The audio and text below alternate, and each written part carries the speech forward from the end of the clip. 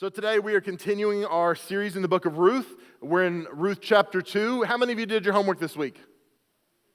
4 of you. So disappointing. So disappointing. You didn't read it because you knew I was going to read it all tonight, so that's okay. Next week, I'd love for you to read, or between now and next week, in Ruth chapter 3. So get that in, get that connected, and you don't want to miss next week as we cover Ruth chapter 3. We're getting into some good stuff now, and so it's exciting. Last week, we talked a little bit about the introduction of Ruth, what was the setting, what was biblically going on, historically going on, and so we won't recap all of that tonight. But one thing I do want to do is go back to where we left off, because where the story left off last week is it's a really important part of the story. Ruth and Naomi. Naomi is the mother-in-law to Ruth. Naomi's sons had died. Her husband had died. One of her daughters-in-law went back to Moab or stayed in Moab. The other daughter-in-law, Ruth, went with Naomi, and they left Moab to go back to Bethlehem. And when they get to Bethlehem, this climactic moment, and they say, "Isn't that Naomi?" And she says, "Don't call me Naomi because I'm not cheerful. Call me Mara because I'm bitter." That's who I am now, because God has dealt bitterly with me. And that's what she says. And it seems to end on this down note at the end of Ruth chapter 1. And really, if you remember last week, one of the things we talked about was the last line of Ruth chapter 1 is that when they got back to Bethlehem, it was the beginning of barley harvest. And that was the time that they should have been hopeful, that they should have had some anticipation about what was to come. And hopefully that's where we left off for you. And so as we transition into this chapter, it sets the tone that they are back in Bethlehem. It's this mother-in-law and her daughter-in-law, and they have nothing. They're penniless, and they are trying to figure out how to eke out an existence. And that's where we pick it up in Ruth chapter 2, verse 1. And it says, "Now Naomi had a relative of her husband's, a worthy man of the clan of Elimelech, whose name was Boaz." Now, this is setting the setting for us. It's kind of setting up what this looks like. Now, again, as a reader, we see this, but if you are living this out, you don't, okay? So imagine if you are Naomi and Ruth, and the person who wrote this, maybe Samuel, he says, "Now Naomi had a relative of her husband's, a worthy man of the clan of Elimelech, whose name was Boaz." So he says, hey, she's got this relative, but they don't realize it yet. And so we're let into this little secret, and we go, oh, okay. And you might not even know what that means yet, but we'll get into that. Don't worry. In Ruth chapter 2, verse 2, it says, "And Ruth, the Moabite, said to Naomi, 'Let me go to the field and glean among the ears of grain after him in whose sight I shall find favor.' And she said to her, 'Go, my daughter.' So she set out and went and gleaned in the field with the reapers, or after the reapers, and she happened to come to the part of the field belonging to Boaz, who was of the clan of Elimelech." Now, last week, one of the things we talked about was when it described Elimelech, the father or the husband to Naomi. It described him as of the clan of Elimelech. He was of the town of Bethlehem, of the clan. And so it went through and gave this, and now again it's coming back and saying, oh, this guy is a relative. That's basically what it's saying. He was a relative of Elimelech. So they're family. They're connected to each other. And again, last week we talked a little bit about that term kinsman redeemer. And this is where this comes into play this week. We'll really get into that a little bit. So again, this is a clue to why this is important. Now, I don't know about you. I grew up in church, so I heard the word glean, but I never really knew what it meant. I never really understood. I could use it in context, but I couldn't really use it in biblical context. And what gleaning was, it comes from Leviticus 19, 9 and 10. It gives us instructions, or it gives biblical farmers instructions on how to provide for people in the town that are less fortunate. Now, this is very different than charity. It's very different than handout. But what they would do is they would make a provision that when you harvested a field or when you harvested fruit, you would leave a portion for people who had no land of their own. And what this provision did is it allowed people to not take a handout. They weren't taking charity, but they were allowed to work to earn a living. And this is the thing that was really interesting to me, is that it's intended to help the people see their source is not the wealthy person who owns the land. The source is the one who provides fruit in the land, which is ultimately God. So even if you don't own land, God is still your source. And that's the idea behind this. And so there were portions of land that were left unharvested. And so there's a couple things we need to know about when it comes to gleaning. The first thing is the farmers were to leave margins of their grain unharvested. Now, it was up to them to determine which parts were left unharvested or how much, but typically a pretty good portion of their property was left unharvested as a provision for people in their community that had nothing else. And this isn't even my notes, bonus coverage, and you're going to hate this bonus coverage. For the person that says, hey, this is my money, I don't have to give, this is God saying, no. Everything you have as a landowner comes from me. So when you give some up for someone else, you're not giving yours up, you're giving mine up. Does that make sense?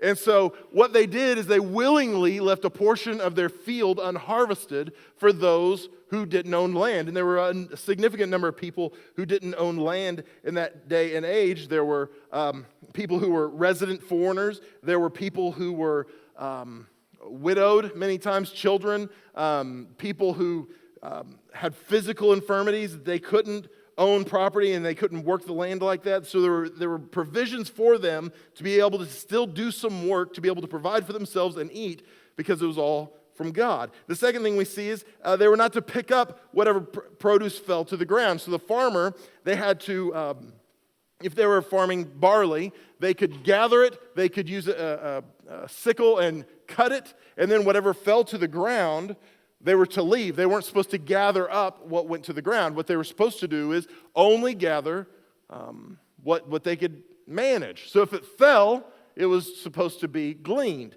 That was for those who were coming behind them. The third thing we see is they were to harvest their vineyards just once. So if they had a fruit vineyard, specifically a grape vineyard, they could only harvest it once. So now some of you have gardens and you understand that you might have a tomato plant produce fruit, right? It produces tomato and you can plant again. You'll get another tomato plant, and, right? Fruit over and over and over. So like my dad, he might get tomatoes 2 or 3 times by getting all he can and then replanting. But what they did here is they said you can only take one harvest. So what would happen is they would reap a harvest on the fruit when it was ripe, and then if any more fruit ripened up, they couldn't get it. That was for the gleaners, the people who would come later. And so we see that although farming was not it was not as precise as it is today, God still instructed them to leave margin for those who were coming behind them, to make provision for those who needed it. And this is where Ruth and Naomi fall in, because Ruth is saying, hey, I just want to go glean some from the field. Maybe we can eat if I just go glean from this field. And what we see is she goes out to do this, and she receives the blessing from her mother-in-law to go do this, and she ends up in the field belonging to Boaz. Again, because we're reading the story, we know that Boaz is a relative of her deceased father-in-law, and ultimately a relative of her deceased husband as well. So this is where we'll pick it up in verse 4. It says, and behold, Boaz came from Bethlehem, and he said to the reapers, the Lord be with you. And they answered, the Lord bless you. Now, I don't know what this is like. I don't know how you feel about your boss, but he rolled up, he showed up from Bethlehem, he gets there, and he's excited. He sees the people working in his field, and he said, the Lord be with you. And they responded, and they didn't go, shut up, you jerk, right? They said, and also with you. And I can imagine that there was a healthy relationship here. This tells us something about who Boaz was as a man, because if he leads well, that probably says something about his character. So we see initially, right out of the chute, that this was a man who probably was a man of character. It says in verse 5, then Boaz said to his young man who was in charge of the reapers, whose young woman is this? And the servant who was in charge of the reapers answered, she is the young Moabite woman who came back with Naomi from the country of Moab. She said, please let me glean and gather among the sheaves after the reapers. So she came, and she continued from early morning until now, except for a short rest.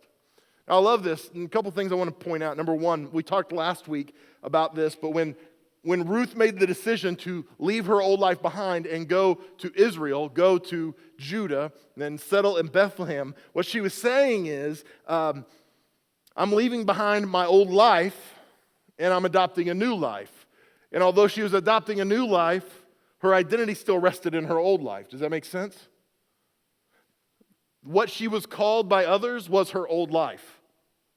So when she showed up, nobody said, hey, here's the girl that's new to town, right? She's adopting Judaism. She's adopting our beliefs. She's adopting our culture. No, they said, there's that Moabite girl.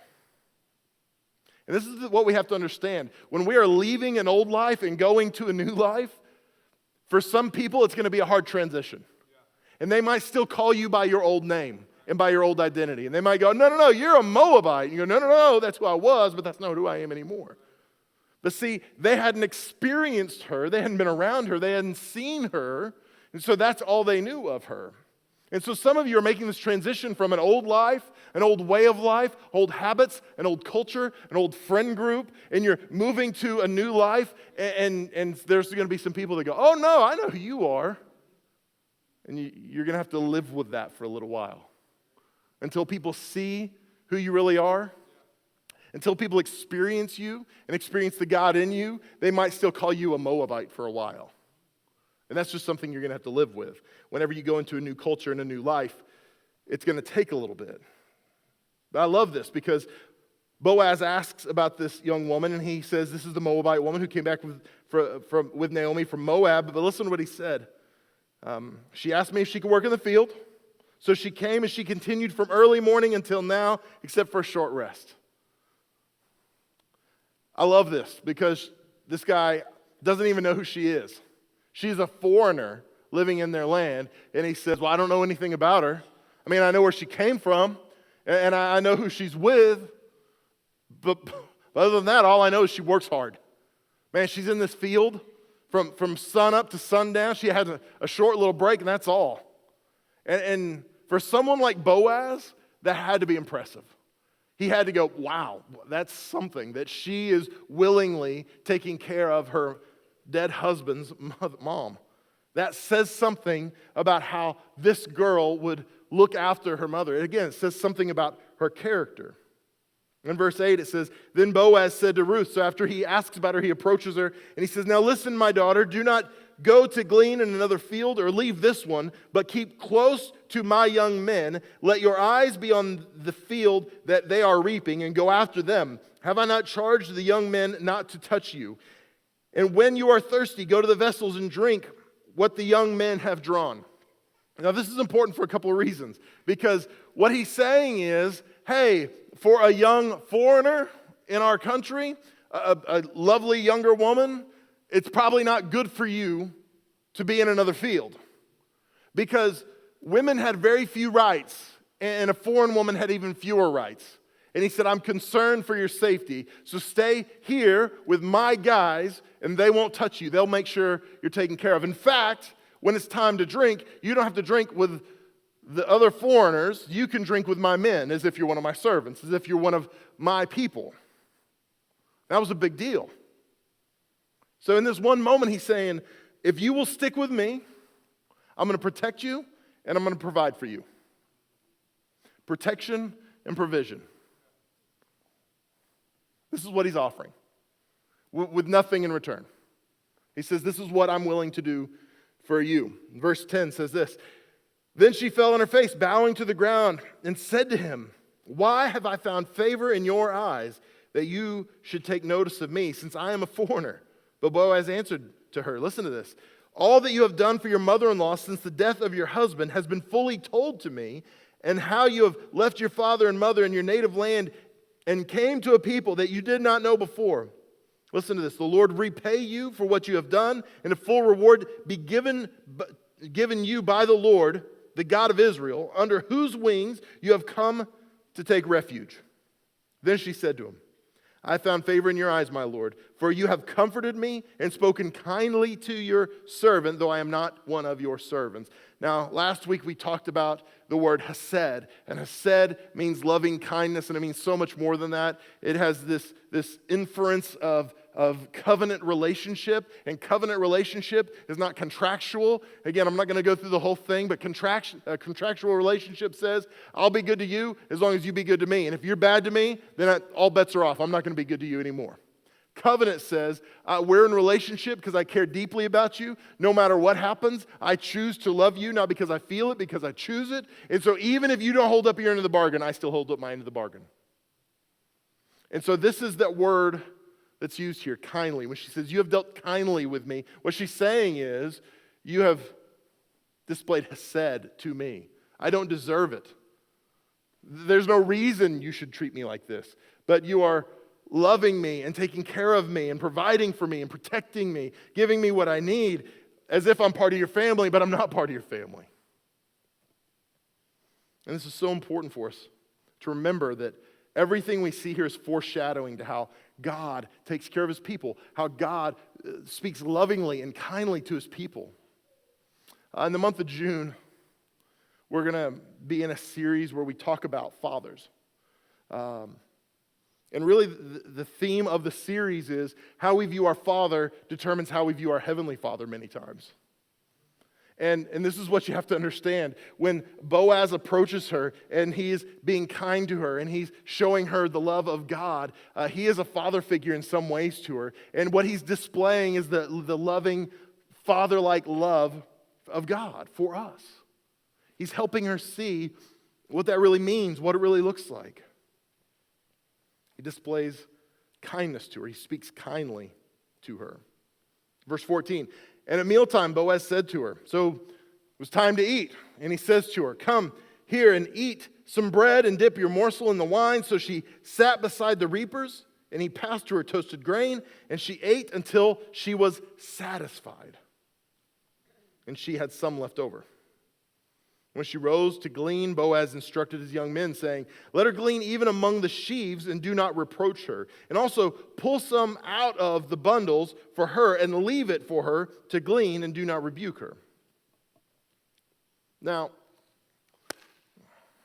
I love Thanksgiving. I don't like Thanksgiving all year long. For some reason, Thanksgiving's just better at the end of November. Does anybody else bear witness with that? Like if my wife was like, how about some turkey and dressing for dinner tonight? I'd be like, that's kind of weird. We don't eat turkey and dressing in May. We eat it in November. I don't know why that is. But for some reason, I get geared up for Thanksgiving. And you eat, right? Yes, we give thanks, but then we eat. That's what Thanksgiving's about. And you watch football, and you spend time with family, and some family you don't want to spend time with maybe, but not for me. I like spending time with my family, okay? Just for all of my family that are watching online, I like watching football with you. So you eat and you're full. You know that feeling like before you feel sick? You know, the feeling where you're like, ooh, I feel good. Like I cross that line sometimes, but where you stop and it's just perfect. You're like, oh, I feel good. I'm content. I've eaten my fill. I'm satisfied. Well, then, after Thanksgiving, you have leftovers, right? Like, all right, leftovers, here we come. And this is what Ruth experienced. She experienced abundance. You don't appreciate how good it is to have plenty of food in your fridge until you don't have plenty of food in your fridge. You don't know how good it is to be able to pay your bill without worrying about it until you've had to pay your bill with trembling fingers, hoping that they don't cash this check before this check clears. Because then when your bank account is a little fuller, there's just a peace. And Ruth knew what it was like to wonder where her next meal was coming from.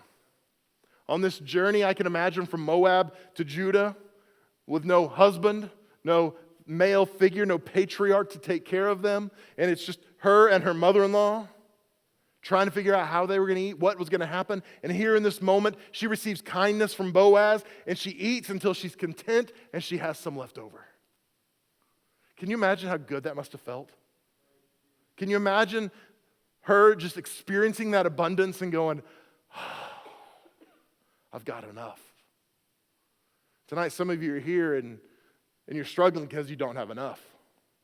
You feel like you're coming up short financially, emotionally, spiritually. You feel like you don't have enough peace. You feel like you don't have enough joy. You feel like you don't have enough margin in your finances, whatever it is. You don't know what it's like to have enough. And I'm telling you today, our God is a God of enough. Boaz is a picture of this because he provides for her. He gives her her meal, her lunch. He gives her all she wants, and there's some left. And then he goes on to say this. Listen to this. She goes back into the field, and he tells his guys, hey, let her glean among the reapers, is what he's saying. So what he's saying is, make sure she gets more than she should. Because again, remember what I said, what fell to the ground belonged to the gleaners, but what didn't fall belonged to the reapers. And so what he was saying is, give her the good stuff, not just the stuff that falls to the ground. And don't stop there. Take some out of the bundle and drop it on the ground for her. Make sure she has enough, is what he's saying. Give her all she needs. And I love this picture of who our God is. Because our God is not a God who's short on resources. And I don't mean financial resources. I mean resources of any kind. And so if you are lacking, I'm telling you today, our God is a God who's ready to pour peace and hope and joy on you if you are lacking these things. I also love this. It's not really a deep spiritual point here, but I love the fact that Boaz had the ability to go, no, don't go to work. Don't you go out in that field. I got you taken care of. But he didn't, did he? He said, no, let her go work. But make sure you help her. But she's going to put her hours in. She's going to do what she came here to do. But make sure you help her. Make sure she gets enough. I don't know, there's something about that I think sometimes spiritually we just expect God to give us and give us and give us and give us and give us.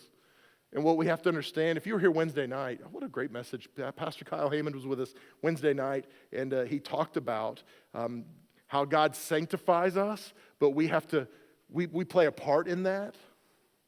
And sometimes we don't want to do our part of the work. We just want God to give us and give us and give us. And I can imagine in this picture, we're kind of like Ruth, and God's kind of like Boaz. And we're going, well, can you just give it to me? I know, come on, give it to me. And God's going, would you just get out there and do what you were called to do? Go out in the field.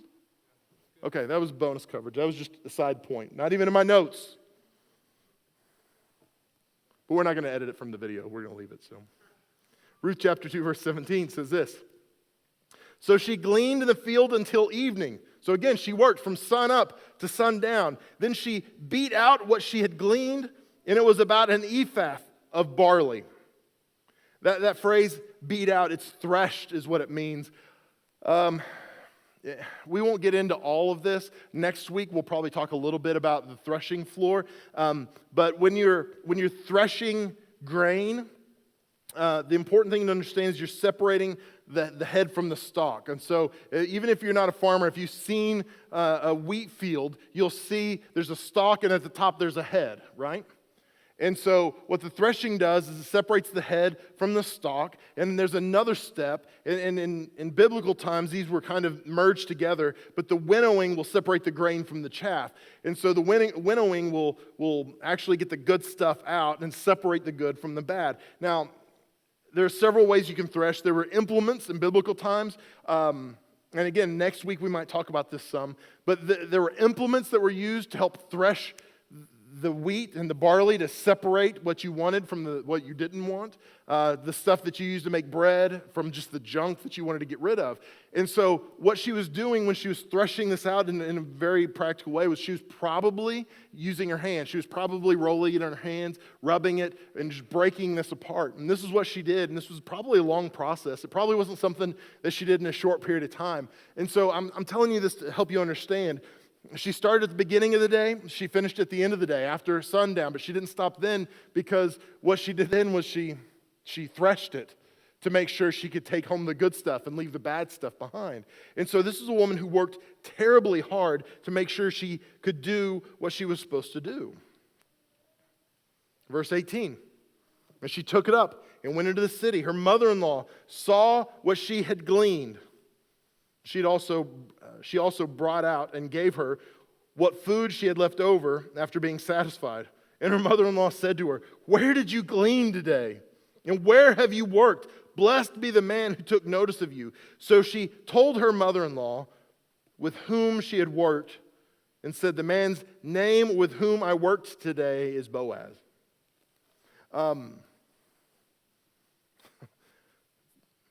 Ruth comes home and her mother-in-law is amazed. She's like, "How did you glean this much food? Where did you get this food from? How did this happen?" is what she's saying. She's amazed at the provision. She said, "I can't believe all we've got." And she said, "It's so cool." And she starts telling him the story, and I was in this field, and da-da-da-da-da. She's going through the details, and the guy's name was Boaz. Now again, for us, that doesn't mean anything to us. We know from the beginning of the story that they're related somehow. But then she gets to this point, and she says his name was Boaz. And in verse 20 it says, Naomi said to her daughter-in-law, "May he be blessed by the Lord, whose kindness has not forsaken the living or the dead." Let me stop there for a second. I love this. I love this idea because what Naomi is saying to Ruth is, you know what? I thought God was not good to me. You know, when we got here, I said, don't call me joyful or cheerful. Don't call me that name because that's not who I am. I said, call me Mara because God's been bad to me. And she said, "You're telling me his name is Boaz? I can't believe this." And she says, "May he be blessed by the Lord. May Boaz be blessed by the Lord, whose kindness has not forsaken the living or the dead." She says, may Boaz be blessed by God because his goodness, God is so good, he doesn't forget about the living. She's talking about herself and Ruth, or the dead. And she's talking about her sons and her husband. She said, "I thought God had hung us out to dry, but I realize now God's good." Have you ever experienced that before? A turn of events where you thought, "Man, God, I thought you forgot about me." And then all of a sudden something turns in your favor and you're all, "Oh, but you haven't. I forgot how good you are, God. What you've done before, I know you could do it again. When you've moved before, I know you can do it again." So she just declares, may Boaz be blessed by God, whose kindness, and again this word kindness, it's hesed, his loving kindness, his covenant love, his relationship with us. It has not forsaken the living or the dead. God has not forgotten us. The man is a close relative of ours, one of our redeemers. And Ruth the Moabite, again it keeps calling her the Moabite, Ruth the Moabite said, "Besides he said to me, you shall keep close by my young men until they have finished all the harvest." And Naomi said to Ruth, her daughter-in-law, "It is good, my daughter, that you go out with these young men, lest in another field you be assaulted." So she recognizes he's providing for you. He's protecting you. He is our Redeemer. Now, again, we mentioned this last week. This word Redeemer here in the Hebrews, it's Gaal. And what it means is, literally it means to be next of kin. Now, I know we're northern Appalachian area. I've got a lot of family in eastern Oklahoma. And I'm just saying eastern Oklahoma is a little bit country. Can I say it that way? Yeah. You remember Donnie and Marie, a little bit country, a little bit of rock and roll? It was just a little bit country. There was no rock and roll in eastern Oklahoma, okay? It was just country. And I never heard the word kin or kinfolk before I spent some time with my family in eastern Oklahoma. So we hear this and we just think country, but literally what it means is, this word redeemer means next of kin. The person in my family who's close to me is what it means. When we think about this word redeemer, we think about it sometimes in the context of like coupons. I redeem a coupon. But really in the context of Scripture, we have to think about it in these terms, that it is the next of kin. So the law of kinsman redeemer, I talked about just a little bit last week, just portion of it, but let me just break it down for you real quickly. According to this law, if a man of Israel died without an heir, his brother was the next in line to marry his wife. So the brother would marry the widow, and any child they had would be an heir of the dead brother. I know it's a little bit confusing. But it wasn't just about the brother, it was about the nearest relative. So if there was no brother, if there wasn't a full blood brother, then the uncle was next. If it wasn't the uncle, then it was a cousin. And if there wasn't a cousin who was available or met the criteria, then any male relative would work to help redeem. Now, the reason this is important is because, number one, it would make sure the brother's name continued on, or the widow's husband's name would continue on. It would never cease. In Hebrew culture, if you wanted to do the worst thing you could to someone, you would blot their name out of the history. So that's why you see sometimes in Scripture, things happen that are so bad, it says that their name was blotted out of history, out of the history books. And this is the equivalent for them. They believed if you didn't have a son who could carry on your name, this was a curse of some sort. And so for them, it was a big deal that they needed someone to carry on their name. So that was the primary reason. The second thing was the Redeemer would buy back and protect property. So if the deceased brother had sold property, if the deceased brother had sold goods, a house, whatever it might be, if he had sold it off, the Redeemer would come in and he would purchase it back, ultimately for the inheritance for this person's children. So that was part of their obligation. The third thing was to buy back any living brother. So we've talked about slavery before, but if I was in a lot of debt, thankfully they don't do this anymore for us, right? If you're in a lot of debt, you could sell yourself into slavery to pay off your debt. Some of you would be slaves, right, to MasterCard or Visa or American Express. But that's not the case anymore, thank God. But what you would do is you would sell yourself into slavery. Sometimes you might even sell a child into slavery. And what the Redeemer would do would come in and purchase back any relatives who were sold into slavery to either pay off a debt or because of provision for their family. He would buy back these people from slavery. And then the fourth thing, and this is going to do it for all the alpha male guys in the room, the fourth thing was that the Redeemer was to be the avenger of blood. Wouldn't you love for that to be your comic book name? The Avenger of Blood. Now this is the thing. Let's say my brother was killed by another man in Jewish times. What would happen is, it wouldn't be like a Liam Neeson movie where I go hunt him down. And have you ever seen Taken before? This is not veering toward mothers, I'm sorry. But in the movie Taken, he's a special agent and his daughter gets kidnapped and he flies overseas. And if you haven't seen the movie, it's been out for a while, so I'm going to ruin it for you. And he hunts down the guys that have taken her captive and he kills them all. And it's like the man in me is like, yeah. And so me and my wife were watching that movie and I was like, baby, I would totally do that for you. And she was like, babe, you wouldn't get out of the airport. That's true. I would not get out of the airport.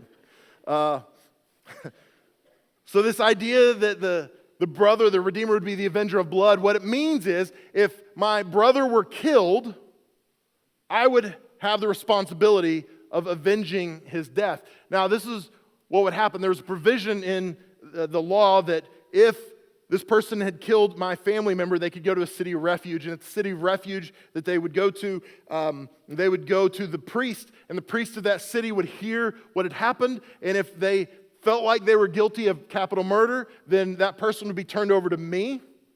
And then I would be responsible for casting the first stone. So I wouldn't be responsible for murder or for killing them or executing them. But the town, usually elders, would be responsible for stoning this person to death. If the high priest found that it was involuntary manslaughter, it was an accidental murder, what would happen is that person would have to remain in the city of refuge until the priest died. And at that point, their debt was forgiven and they could go home. If they left the city of refuge before the priest died, then I could go find them and take out the punishment on them. So this was a big deal. It wasn't just about, hey, I'm going to have some kids and this is a little weird and I guess we'll have a family. There was so much more to this. It literally was an obligation for the family member. And if the family member didn't fulfill their obligation, it was a blight on the family.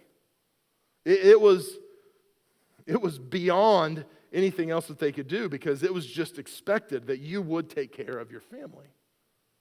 And so what we see here is Naomi is excited because she said, we thought we were hopeless, but there is one in which we have hope. He can redeem us. He can purchase us out of slavery. He can restore the name of your husband and my son. He can do what no one else can do. So there's reason to hope in this moment. There's reason to hope because he's already displayed that he's providing for her and protecting her, that his heart is for her. In verse 23, it says this, so she kept close to the young women of Boaz, gleaning until the end of the barley harvest and wheat harvest, and she lived with her mother-in-law. So when we look at this, we think that the chronological order is brief, that it's days, but what we see here is she shows up at the beginning of barley harvest, and the story carries on that she works till the end of barley harvest and wheat harvest. So there's at least a month that goes by here, depending on the seasons, maybe a little longer. And so there's a relationship that's being built. There's character that's being displayed. Boaz is able to see her. She's able to see him work, and they understand who they are. But what we see here is, in spite of Ruth and Naomi's desperation and their hopelessness, God shows up. In spite of what they feel, in spite of how hopeless their situation seems, God shows up. I'm thankful that there's been a few seasons of my life where God showed up unexpectedly in a way that I was not looking for him. He arrived on the scene. He arrived on the scene in the form of Boaz here. And they have reason to hope. See, they had a little bit of hope at the end of Ruth chapter 1. Maybe there's some hope. I mean, it's barley harvest, maybe. And we get to the end of Ruth chapter 2, and they go, oh, there's someone here who can do and fulfill the role of the Redeemer. So what they're saying is, God, we're seeing you work. We're seeing your Hesed at work, but now we want you to do what you've done before. Do what you've done for others. Do what you've done for us in the past. We just want you to display that again in our lives. For you, maybe you're here today and you're struggling. Maybe you don't have much hope. Maybe you're struggling in a relationship with a spouse or child. Maybe you're struggling, like I talked about earlier, with that paying the bills. You're just feeling like the water is creeping over your head. You're just not going to make it. Maybe you're feeling pressure because of work, whatever it is. I'm telling you today, there's reason to be hopeful.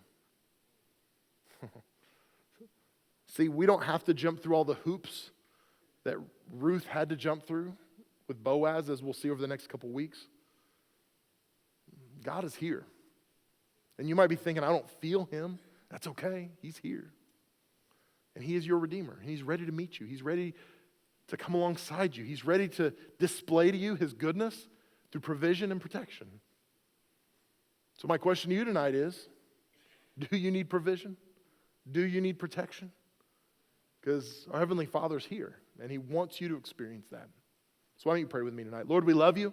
We thank you that you are here. I pray for those that are here that are struggling, for those that are here, they feel overwhelmed, those that are here who feel like they are lacking. God, I pray today you would display your heart to us. Let us see how good you really are. Let us see in our lack that you can provide abundance. That God, when we feel the most vulnerable, you can protect us and shield us. That God, when we feel like we have nothing left, we have you.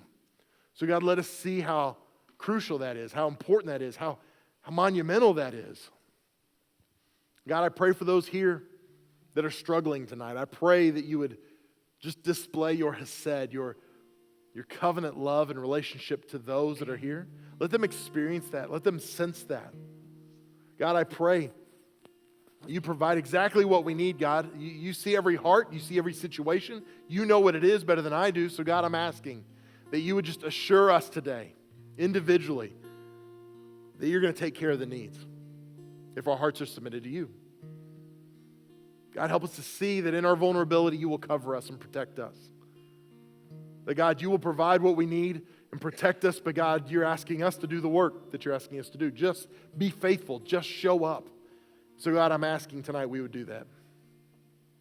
Now, with your head bowed and your eyes closed, if you're here and you say, Mel, you know what? I'm not really serving God. I'm not really in relationship with Jesus, but I know I need to be.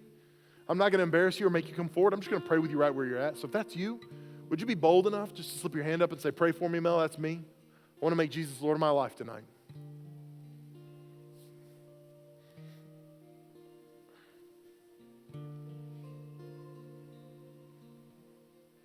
Maybe you're here tonight and you said, Mel, I'm a Christian. I know I'm going to heaven.